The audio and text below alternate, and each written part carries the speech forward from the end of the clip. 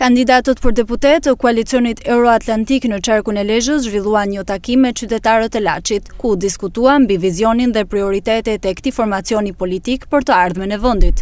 Duke folur para banorëve të Kurbinit mes një atmosfere të ngrohtë dhe një pjesëmarrje të konsiderueshme, kandidati Eduard Ndocaj u shpreh i bindur se dy forcat e mëdha politike do të ndërshkohen me vot në zgjedhjet e 11 majit. Me 12 ato s'do jenë pushtet më.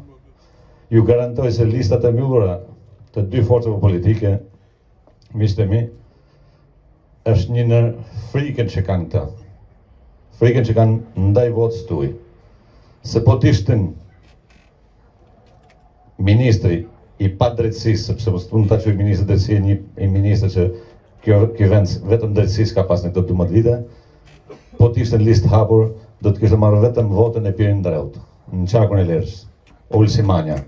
S'do të kishte votu asnjë qytetar i qarkut Lezhës, një ministër që është i përfshirë në korrupsion, në vjedhje, në mashtrim dhe në kërcënime që i ka bënë Dibër për të marrë një vot, duke kërcënuar mësues, punëtorë bashkive.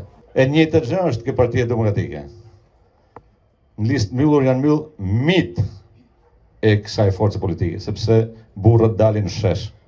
Dhe po t'ishte në listë hapur Gjek Markaj, s'do të merrte qoftë edhe një vot. Diferenca që ndan njerëzit që janë trem nga vota juaj me koalicionin Euroatlantik. Përfaqësuesi i koalicionit Euroatlantik, Mark Ruçi, vlerësoi programin e këtij grupi politik dhe kandidaturën e Eduard Ndocaj për qarkun e Lezhës. Mendoj se është programi i saj. Programi është miratuar ka një vit.